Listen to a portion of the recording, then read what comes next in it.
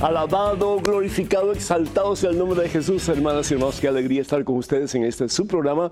Conozca primero su fe católica. Soy el Padre Pedro Núñez. Hoy tenemos un programa súper especial para todos ustedes. Como de costumbre, es que cuando compartimos la palabra de Dios con el mundo, compartimos la fe en ese que nos da vida, que nos sostiene, que nos alimenta en todo el sentido de la palabra y que nos lleva de su poderosa mano hacia nuestro destino, que es el cielo. ¿Cómo no experimentar el gozo del Señor? Y en este programa pues vamos a experimentar el gozo del Señor. A pesar de conflictos y problemas y dificultades que podemos tener en nuestra vida, si Dios con nosotros, entonces ¿quién puede estar en nuestra contra? Vamos a estar pues respondiendo muchas de sus preguntas y gracias de nuevo por sus cartas, por sus llamadas telefónicas. Sigan haciéndolo por favor, porque ustedes son los que hacen posible este programa. Pero antes de hacer absolutamente nada, vamos a ponernos en la presencia de Dios, vamos a reconocer que el Señor está con nosotros, que el Señor nos tiene en sus santas y poderosas manos. Hermana, hermano, vamos a orar. En el nombre del Padre, del Hijo y del Espíritu Santo. Amén. Padre bueno, Padre amantísimo, Padre misericordioso. Muchas veces, oh Dios, sentimos que estamos en un callejón sin salida. Sentimos, Señor, que el propósito de nuestra vida como que se ha estancado y no sabemos qué rumbo tomar, Señor. Nos sentimos a veces decepcionados. Sentimos ya que estamos cansados, que no tenemos deseos de seguir luchando por un mundo mejor, por una vida mejor, por una familia mejor, por una sociedad mejor, por una iglesia mejor. Y sentimos muchas veces, oh Dios, el peso de las dificultades y los sinsabores que constantemente nos acechan, Señor. Yo te doy gracias, mi Dios, porque en medio de todas las dificultades que podamos experimentar, la fuerza y el poder de tu Espíritu Santo nos impulsa, mi Dios, no solamente a ser mejores, pero a ser en alguna forma de esta sociedad una sociedad mejor, de nuestra iglesia una iglesia mejor, más santa, de este mundo un mundo mejor, donde tú, Señor, de verdad puedas ser el Señor, el Rey y el Dios de todo ser humano.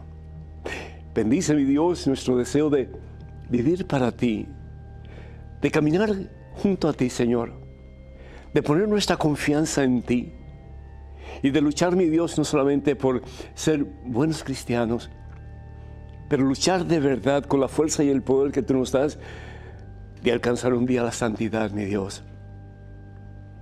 Tú nos pides, tú nos invitas, tú nos exhortas, tú nos animas a ser santos como tú eres santo. Tú nos pides, Señor, que dejemos la mundanidad a un lado, que dejemos todo aquello que sabemos no viene de ti. Nuestras actitudes nocivas, nuestras envidias, nuestros celos, toda aquella carnalidad que muchas veces nos consume y nos aparta, Señor, del gozo de tu presencia. Todo aquello, mi Dios, que se antepone en alguna forma a ti, Señor, y a nuestro deseo de vivir en plena unidad contigo. Yo te pido, mi Dios, en este santo día, por cada persona que está viendo, que está escuchando estas palabras, que está viendo este programa. Levántanos, oh Dios, con la fuerza y el poder de tu Divino Espíritu, para que lejos de vivir una vida mediocremente cristiana, comencemos de verdad, Señor, a hacer la diferencia en este mundo que por amor tú nos das. Que seamos esas luces, Señor, que puedan dar presencia tuya a tantas personas que viven en oscuridad porque no te conocen, Señor. Comenzando, mi Dios, con nuestras propias familias. Señor, danos sabiduría para saber cómo actuar delante de personas que se han desviado del camino que eres tú. Danos, oh Dios, la gracia, la fuerza para poder comunicar a estas personas el amor eterno, el amor sin límites con que tú les amas a ellos, Señor. Que ellos puedan estar convencidos, al igual que nosotros, que hay solo un camino que da la verdadera felicidad, que ofrece el verdadero gozo, que ofrece la única paz, Señor, que el ser humano puede verdaderamente encontrar, y que ese camino eres tú, Señor. Bendice, Señor, a este hijo tan amado por ti, Señor.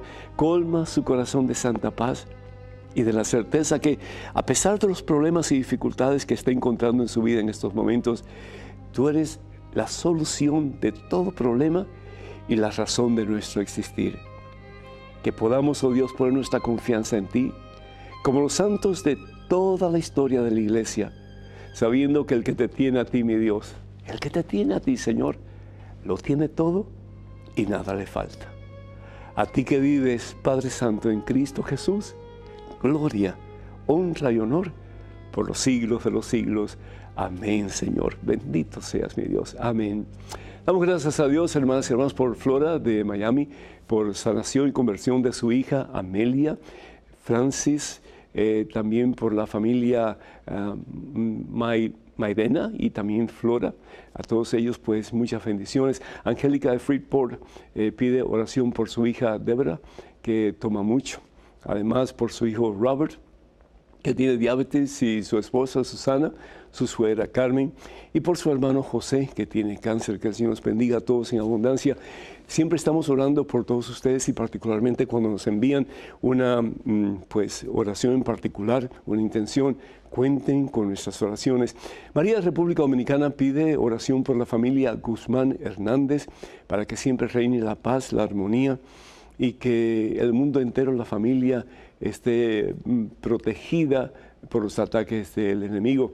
Pedimos por Christopher y por su esposa y su niño, que están en estos momentos en una situación muy precaria. Pedimos que el Señor los bendiga y que sea este momento un tiempo de acercamiento a la fuente de poder, de vida y de santificación que es Jesús el Señor. Carmen de Connecticut pide por Ana María, que tiene 97 años, bendito sea Dios, vive en México y tiene neumonía. Que el Señor bendiga a Ana María, y si es su santa voluntad, que quede sanita de todo mal. Belén de Dallas felicita al Padre por el programa y el 1,5 millones de fans en Facebook. Muchísimas gracias, Belén.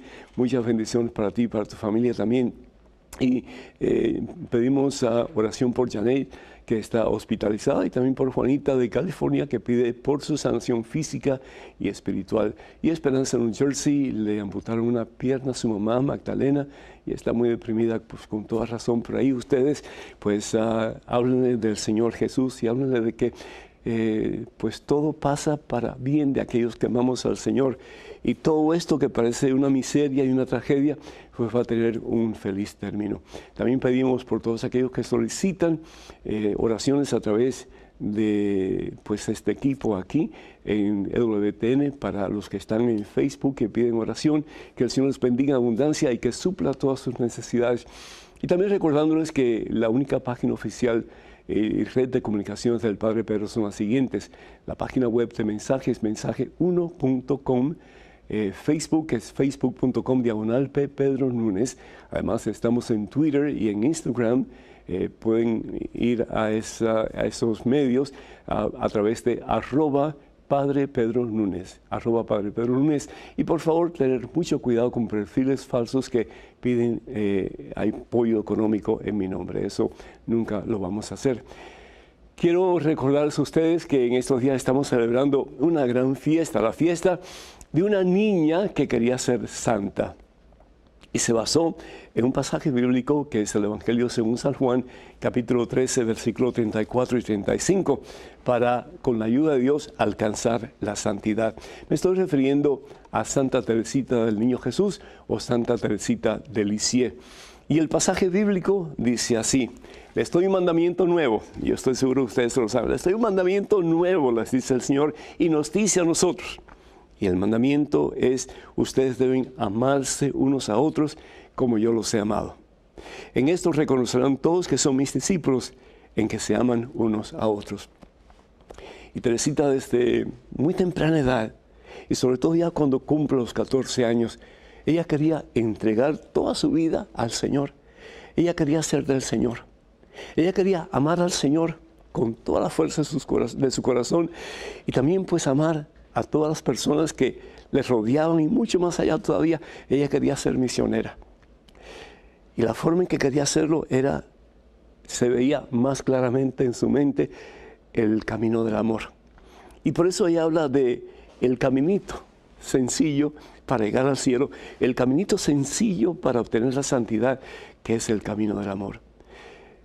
Hermanas y hermanos, esta niña que quería ser santa llegó a ser una de las grandes maestras en el camino de la santidad para todos los miembros de la iglesia y aún mucho más allá todavía. Hoy día no solamente se les recuerda a Teresita del Niño Jesús como una gran jovencita cuya vida fue vivida total y completamente al servicio del Señor y al servicio de las demás personas, y no solamente en el claustro, en el Carmelo de Lisieux, pero en todo el mundo. Ella prometió que desde el cielo ella iba a mandar pétalos de rosas, para asegurar así que las personas supieran que ella estaba orando desde el cielo por sus intenciones. ¡Qué hermoso! No solamente Teresita quiso servir a la humanidad aquí en este mundo, sobre todo a través de sus oraciones, pero quiso seguir sirviendo a la humanidad, a ti y a mí, desde el cielo, intercediendo ante nuestro Señor para que un día todos lleguemos a la meta, que es la santidad, que es el cielo. ¿Cuántos religiosos, cuántas religiosas, cuántos sacerdotes no dan su vida constantemente, se desgastan como una vela encendida sirviendo a la humanidad? En medio de tanto problema, de tanta situación, de tantas críticas, de tanto apuntar con el dedo hacia los sacerdotes, hermanas y hermanos, yo les pido que consideren la cantidad de religiosos, religiosas, sacerdotes que hay, no solamente que son buenos ministros del Señor, pero que quieren ardientemente ser santos para gloria a Dios. Satanás está luchando una lucha fuerte contra la iglesia. Satanás no pudo derrumbar la iglesia de Jesucristo porque el Señor lo ha prometido, que los poderes del infierno jamás la podrán vencer. Y sigue tratando, pero jamás la podrá vencer porque en Cristo tenemos victoria. La palabra de Dios nos habla y nos indica pues esa realidad. Yo quiero compartir con ustedes en estos momentos la carta de un misionero que escribe a un periódico aquí en los Estados Unidos, y no voy a mencionar el periódico porque no hay necesidad, pero es un periódico muy importante. Y la carta pues dice así: querido hermano y hermana periodista, soy un simple sacerdote católico. Me siento feliz y orgulloso de mi vocación. Hace 20 años que vivo en Angola como misionero. Me da un gran dolor por el profundo mal que personas que deberían ser señales de amor de Dios sean un puñal en la vida de inocentes. No hay palabra que justifique tales actos. No hay duda que la iglesia no puede estar sino al lado de los débiles, de los más indefensos. Por lo tanto, todas las medidas que sean tomadas para la protección, prevención de la dignidad de los niños sea siempre una prioridad absoluta. Veo en muchos medios de información, sobre todo el de ustedes, la amplificación de tema en forma morbosa, investigando en detalles la vida de algún sacerdote pedófilo. Así aparece uno en una ciudad de Estados Unidos en la década del 70, otro en Australia de los años 80 y así. Otros casos recientes, desafortunadamente, ciertamente todos condenables. Se ven algunas presentaciones periodísticas ponderadas y equilibradas, otras amplificadas, llenas de preconceptos y sí hasta de odio. Es curiosa la poca noticia y desinterés por miles y miles de sacerdotes que se consumen por millones de niños, por adolescentes y los más desfavorecidos en los 4 ángulos del mundo. Pienso que a vuestro medio de información no le interesa que yo haya tenido que transportar por caminos minados en el año 2002 a muchos niños desnutridos desde Cangube a Luanda, en Angola, pues ni el gobierno se disponía y la ONG no estaba autorizada, que haya tenido que enterrar decenas de pequeños fallecidos en los desplazos de guerra y en los retornos también. Que hayamos salvado la vida de miles de personas en México mediante puestos médicos en que no había otro en 90.000 kilómetros cuadrados, así como la distribución de alimentos y semillas, que hayamos dado la oportunidad de educación en estos 10 años y escuelas a más de 110.000 niños. No es de interés que con otros sacerdotes hayamos tenido que socorrer las crisis humanitarias, que cerca de 15.000 personas en los acuartelamientos de la guerrilla después de su rendición, porque no llegaban los alimentos del gobierno y de la ONU. Parece que no es noticia que un sacerdote de 75 años, el padre Roberto, por las noches recorra las ciudades de Luanda curando a los chicos de la calle y llevándolos a una casa de acogida para que se desintoxiquen de la gasolina y que alfabeticen cientos de presos que otros sacerdotes hicieron, como el padre Estéfano, que tenían casas también de pasaje para los chicos que son golpeados, maltratados y hasta violentados y buscan un refugio. Tampoco es noticia que el fray Mayato, con sus 80 años, pase casa por casa confortando a los enfermos y los desesperados.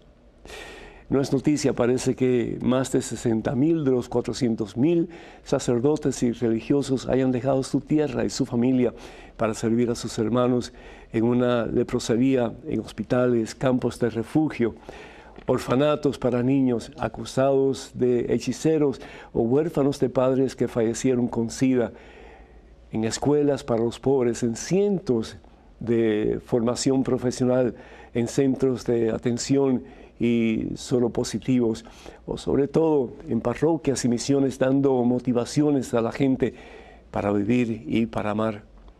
Parece que no es noticia que mi amigo el padre Marcos Aurelio, por salvar la vida de unos jóvenes durante la guerra de Angola, los hayan transportado de Calulo a Dondo y volviendo a su misión haya sido ametrallado por el camino. Que el hermano Francisco, con 5 señoras catequistas por ir a ayudar a las áreas rurales más recónditas, haya muerto en un accidente en la calle.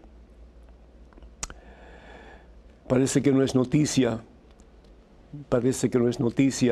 que Angola haya muerto por falta de socorro sanitario, por una simple malaria, que otros hayan saltado por el aire a consecuencia de una mina mientras estaban visitando a su gente.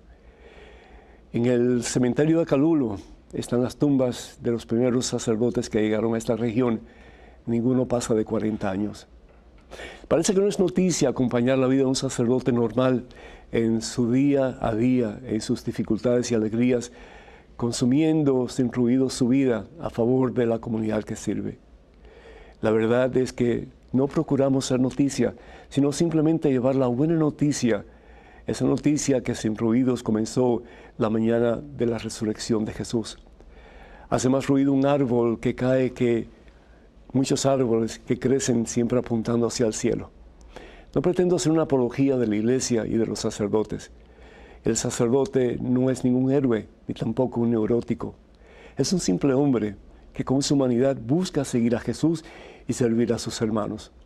Sí, hay miseria, pobrezas y fragilidades como en cada ser humano, y también hay belleza y bondad como en cada criatura. Insistir en forma obsesionada y persecutoria en un tema perdiendo la visión de conjunto, crea verdaderamente caricaturas ofensivas del sacerdocio católico en la cual me siento ofendido. Solo le pido, amigo periodista, busque la verdad, el bien y la belleza. Eso lo hará noble en su profesión.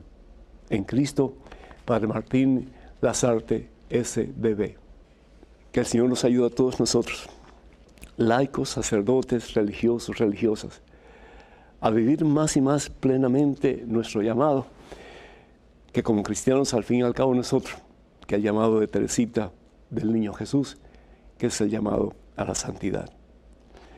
Estos momentos, hermanas y hermanos, quiero compartir con ustedes el teléfono para que ustedes se comuniquen con nosotros. El número es el 205-271-2924. 205-271-2924. Vamos a una pequeñísima pausa. Regresamos en cuestión de momentos, así que por favor no se vayan. Quédense con nosotros.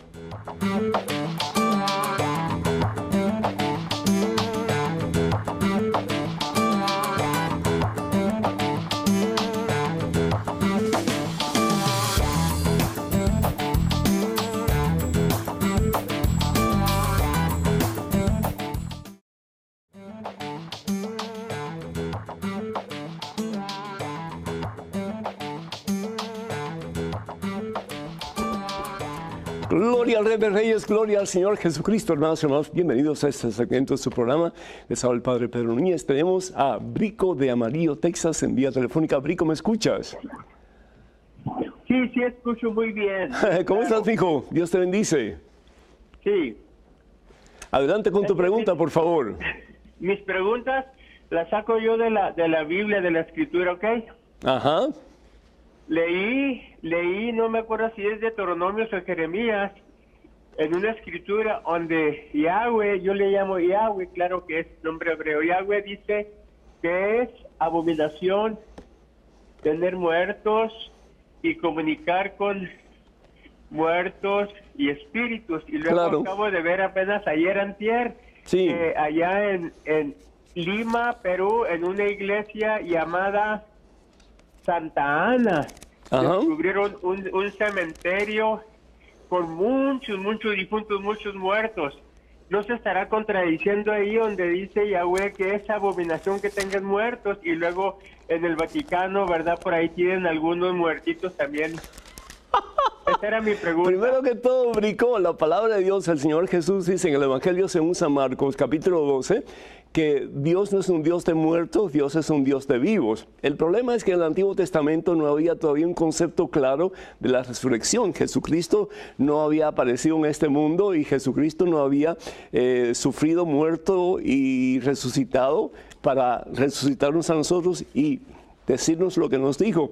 En el Evangelio según San Juan, capítulo 11, versículo 25, yo soy la resurrección y la vida, el que cree en mí, aunque muera, vivirá para siempre. Los judíos tenían el concepto de que al tocar un muerto quedaban impuros. Entonces, por lo tanto, no se podían tener, por supuesto, personas fallecidas, muertas en el templo.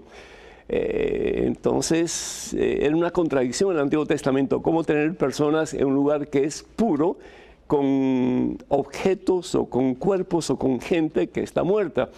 No podían. Entonces, por lo tanto, decían que era una abominación para Dios. Y en aquel tiempo, pues, se entiende que pensaran así, porque de nuevo no había un concepto claro de la resurrección.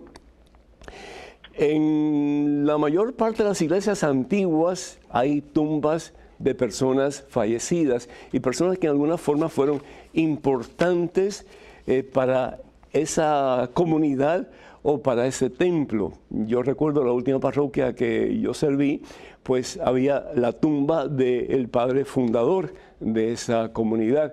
Fue la tercera comunidad eclesiástica que se fundó en Nueva Orleans, la casa de ustedes.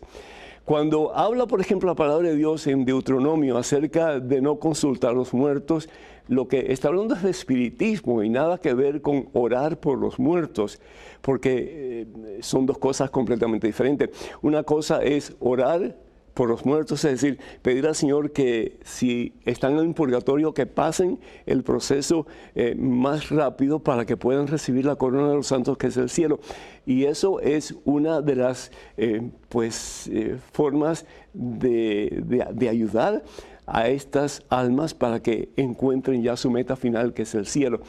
Y son pues medios de misericordia que nosotros debemos de hacer en este caso por aquellas personas que ya han fallecido. La otra cosa que sí es abominable, como dice la palabra de Dios en el libro de Deuteronomio, es preguntarle a los muertos. Eso fue lo que hizo, por ejemplo, Saulo, el rey Saúl, cuando consultó a aquella mujer, y la consecuencia de aquella consulta pues fue que él pereciera, que pereciera su hijo y también pereciera el ejército de Israel en aquel entonces. Entonces tenemos que tener mucho cuidado y hacer una diferencia entre pensar que los muertos tienen poder para comunicarse con nosotros y para, en alguna forma, predecir el futuro, que solamente el futuro está en la mano de Dios, y otra, pues, es orar por ellos para que ellos puedan alcanzar la meta que Dios tiene para ellos y para nosotros, que al fin y al cabo es la vida eterna. Ojalá que esto te haya ayudado. En estos momentos tenemos un correo electrónico. Una pregunta, adelante, por favor. Fui soldado americano por 24 años en una misión de paz en el desierto de Sinaí, que está ubicado como a unas 400 millas de Jerusalén y a unas 450 millas de Egipto. Viajamos por casi todo el Sinaí. El viaje de Jerusalén a Egipto, hacia donde fue la Sagrada Familia, es de 800 a 900 millas. Ese desierto tiene una temperatura de 135 grados Fahrenheit en el día y alrededor de 70 en la noche. No se consigue agua ni comidas en el camino y también hay muchos insectos venenosos. Mi conclusión es que los ángeles tuvieron que haberlos llevado y traído.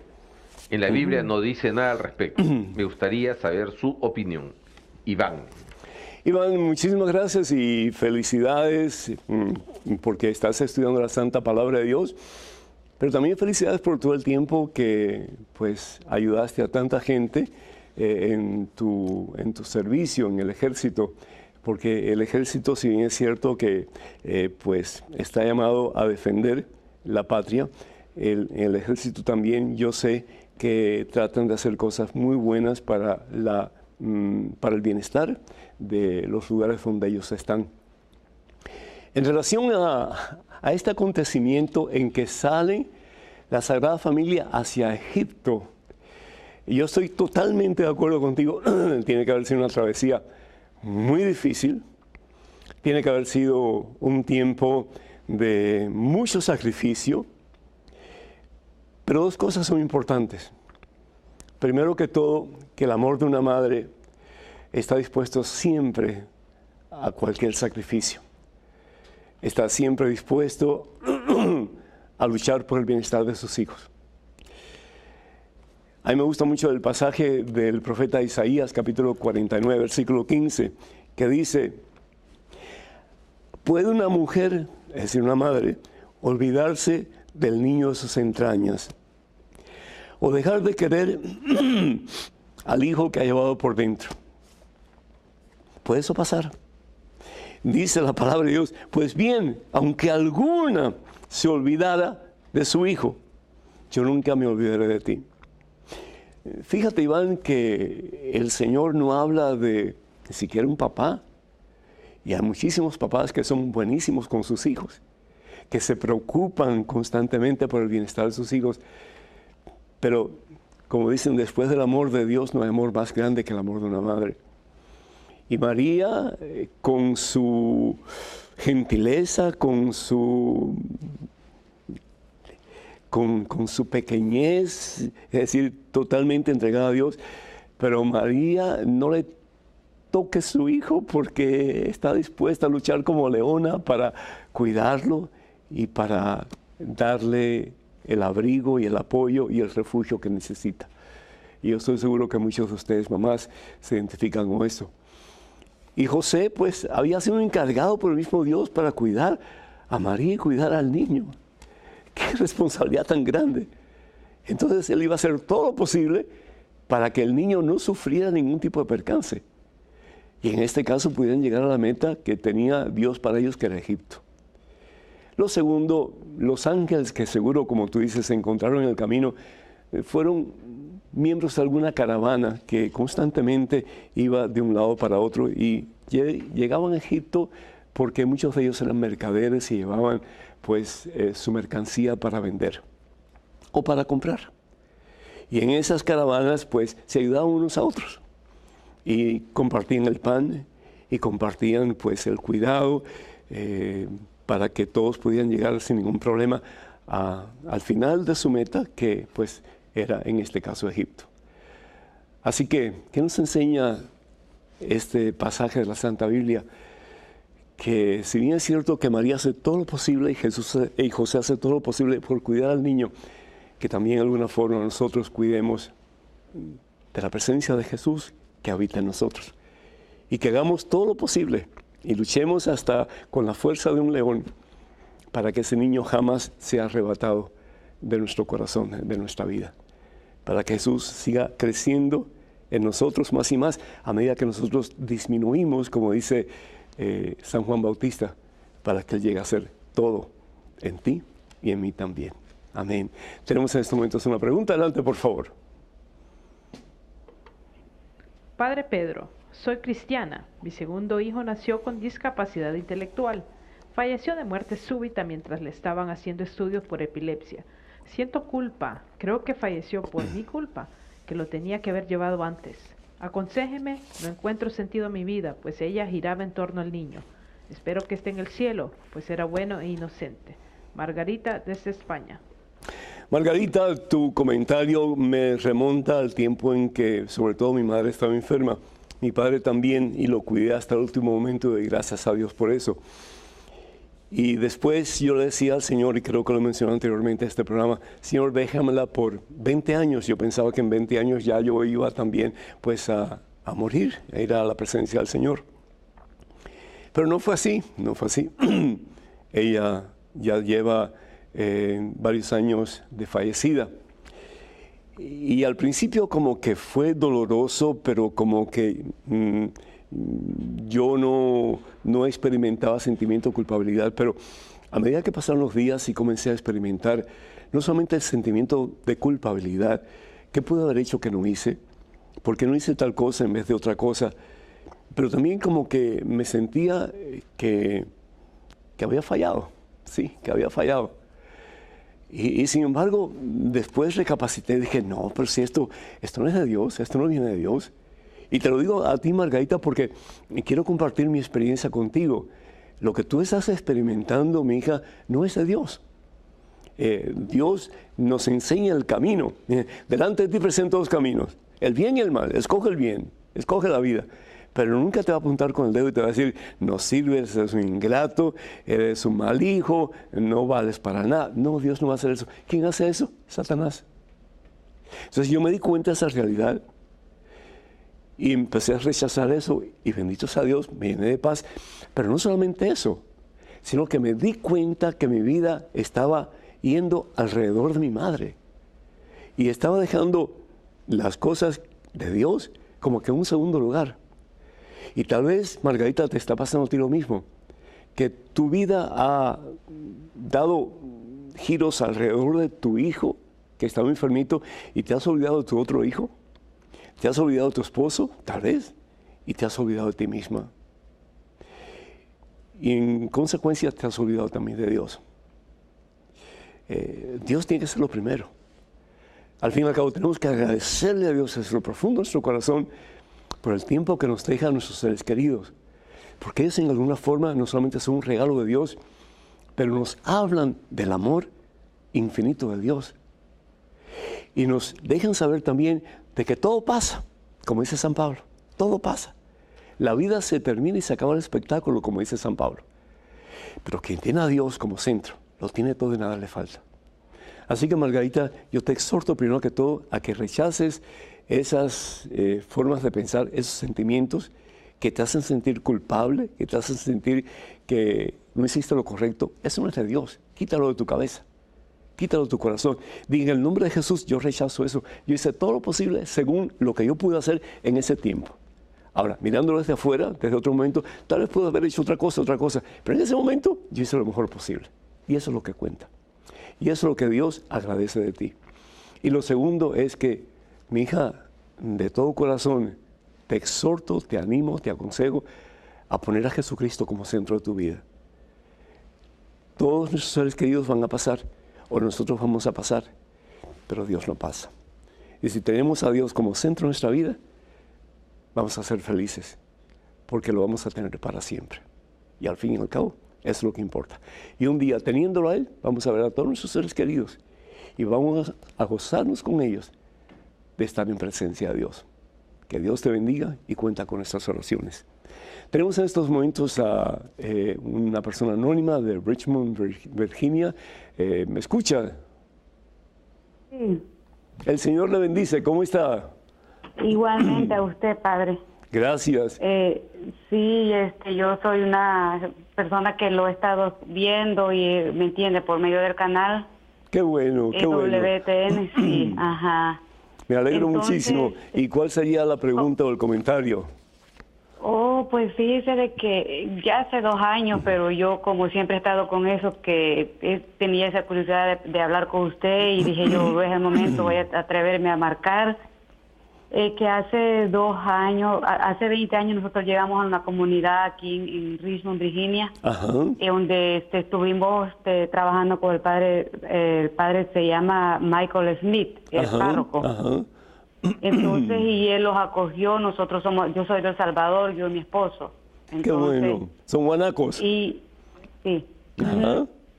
Entonces, y él, pues como mi esposo toca guitarra y todo, pues él se formó un coro, estuvimos como 12 personas del coro, estuvimos trabajando con el Padre Miguel mucho tiempo, Ajá. luego muchos años.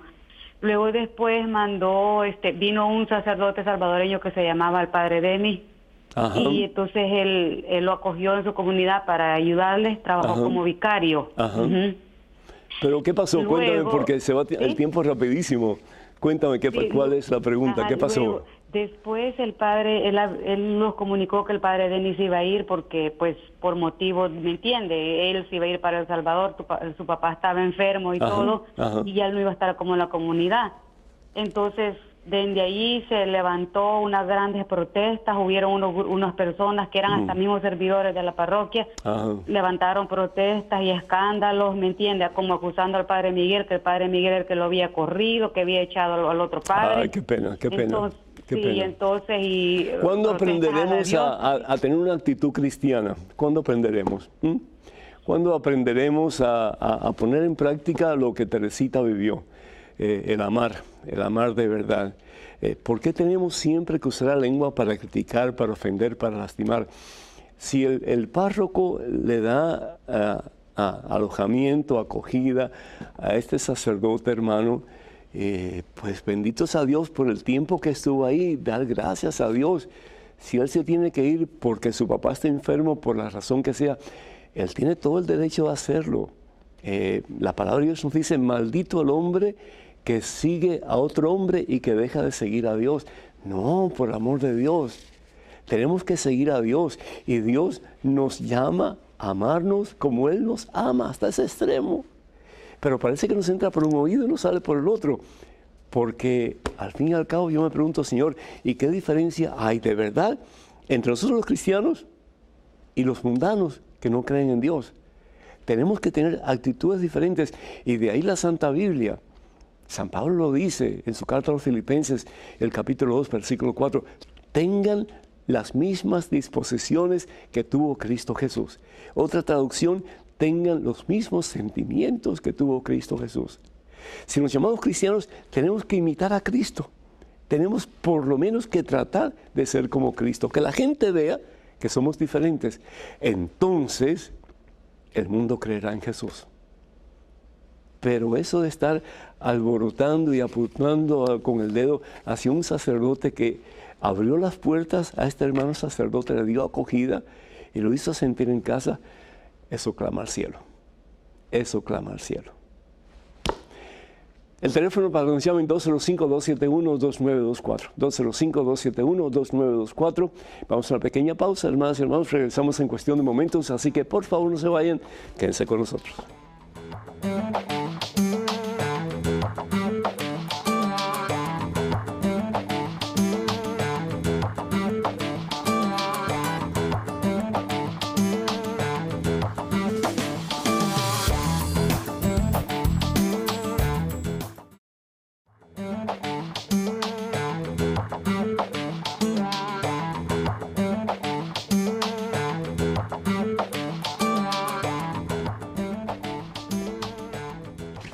Alabado, glorificado, exaltado sea el nombre de Cristo Jesús, hermanos y hermanos. Bienvenidos a este su segmento.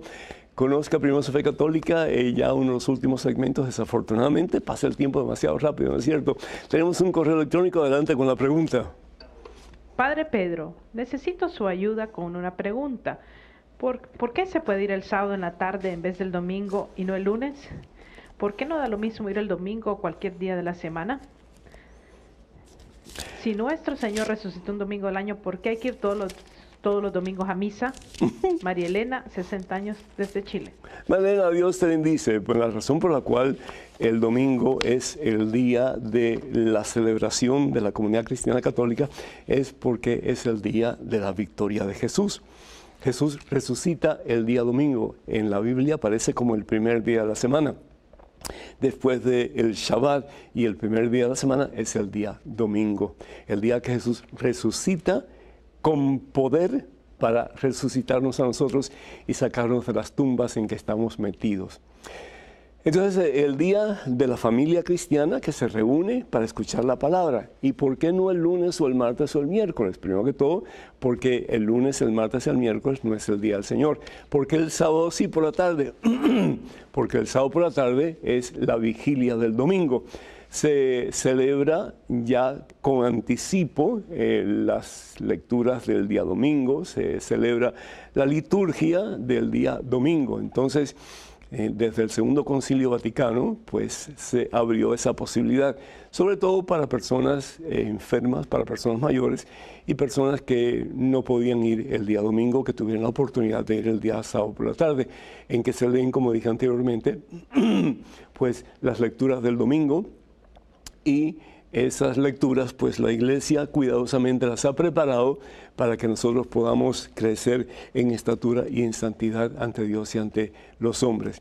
Y una cosa en relación a lo que dice la Iglesia en relación a la escucha de la palabra, está tomado de Romanos capítulo 10, versículo 17, en que San Pablo dice, así pues la fe nace de una proclamación.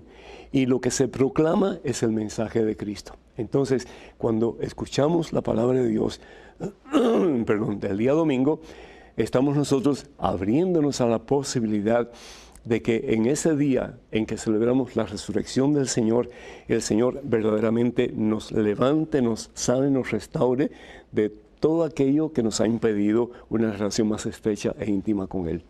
Entonces, el domingo es muy importante. El día del Señor es el día domingo, nuestro Shabbat, es decir, nuestro día de descanso es el día domingo. Entonces, de nuevo, si no podemos ir el domingo, entonces el sábado en la tarde que se celebran las lecturas del domingo y la liturgia dominical. Esa es la razón por la cual vamos o el sábado por la tarde o preferiblemente el domingo durante el día y no el otro día de la semana. Espero que esto haya ayudado en alguna forma. En estos momentos pues tenemos un correo electrónico con una pregunta. Adelante, por favor. Padre Pedro, buenas y bendiciones. ¿Qué quiso decir Jesús cuando dijo que no pasaría esa generación antes de que llegase el fin de los tiempos? Total, se murió esa generación y no pasó nada. Gracias, José Fernando. No pasó nada, José, no pasó nada. ¿Tú crees que no pasó nada? Pues es decir, son dos cosas diferentes que tenemos que tener bien en cuenta. Una es el fin de los tiempos y otra es el fin del mundo. El fin del mundo es cuando todo se acabe. Ya, se acabó todo, ya. Aquí no hay más nada que hacer. El fin de los tiempos es desde el momento en que viene Jesús hasta el fin del mundo. Y es lo que estamos nosotros viviendo o experimentando en estos tiempos hasta que Jesús venga en su segunda venida en el fin del mundo. Jesús nos habla, ¿verdad?, de cómo va a ser el fin del mundo, especialmente en el Evangelio según San Mateo, capítulo 24, versículos del 4 al 31. Y nos dice el Señor, entre otras cosas, aparecerán falsos profetas. Y hay muchos profetas que tal vez con buenas intenciones, yo no digo que no, pero tratan de desviarnos en caminos incorrectos hacia un montón de teorías falsas que nada que ver ni con lo que dice en realidad la Santa Biblia, ni lo que enseña la Iglesia de Jesucristo, que es la Iglesia Católica. Dice, engañarán a mucha gente y tanta será la maldad de algunos definitivamente, que el amor se enfriará en muchos. Y esto tenemos que tener en cuenta también de algunos ministros católicos.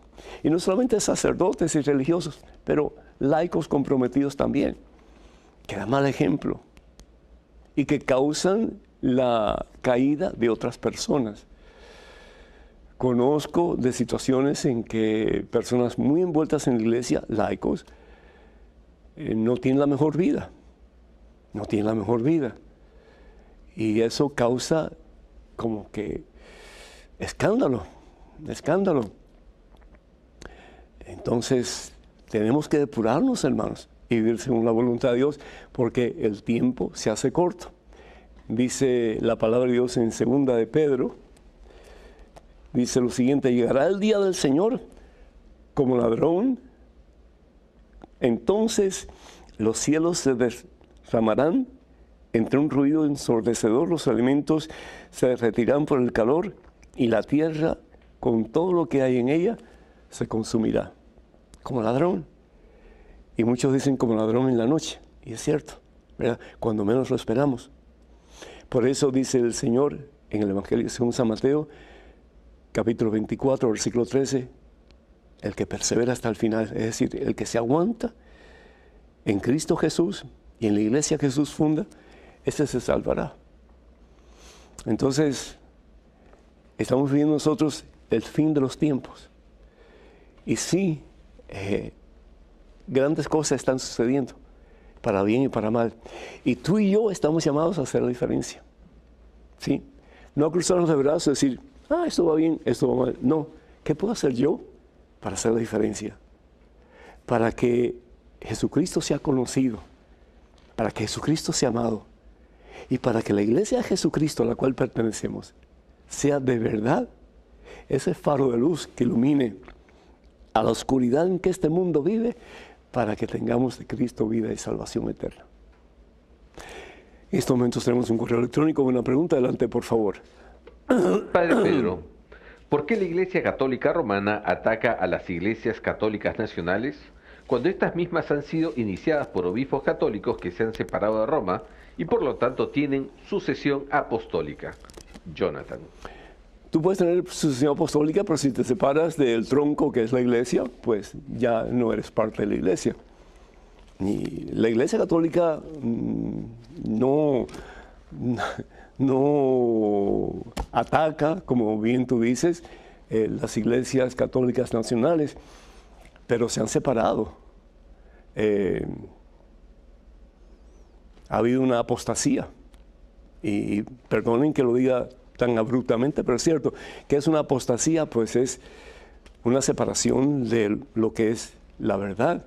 Entonces es como que si yo no estoy metido, injertado, unido, cimentado en la iglesia que fundó Jesús, yo voy a empezar a decir cosas que a veces ni son coherentes con la verdad. Yo comienzo a tener mi propia verdad y a anunciar mi propia verdad que nada tiene que ver con la verdad del Evangelio. Entonces, de nuevo, tenemos que tener mucho cuidado. La palabra diablo significa el que divide. Y lo menos que Jesús quiere es que vivamos divididos. Padre, que todos sean uno, dice el Señor Jesús en el Evangelio según San Juan, capítulo 17, versículo 21. Entonces el mundo creerá.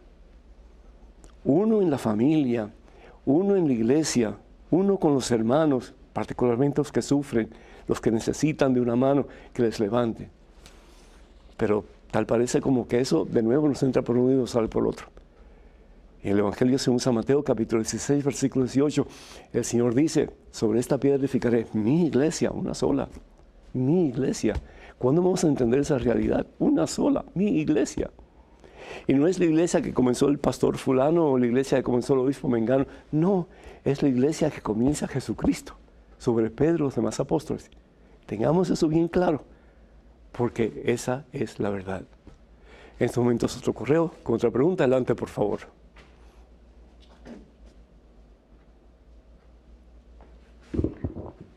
Padre, me encanta su programa. Siempre he sido muy cercana a la iglesia, pero me surge una duda. ¿Cuál es el verdadero pecado de convivir con alguien sin estar casados? ¿El adulterio o la fornicación? ¿Se puede convivir con alguien sin casarse, pero en castidad y no perder la comunión? María, desde Venezuela. María, es decir, la diferencia entre fornicación y adulterio.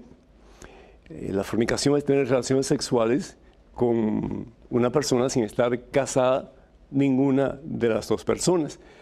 El adulterio es tener relaciones sexuales con una persona con quien que está casado con otra persona, o tú que estás casada y tienes relaciones con otra persona que esté casada o no esté casada.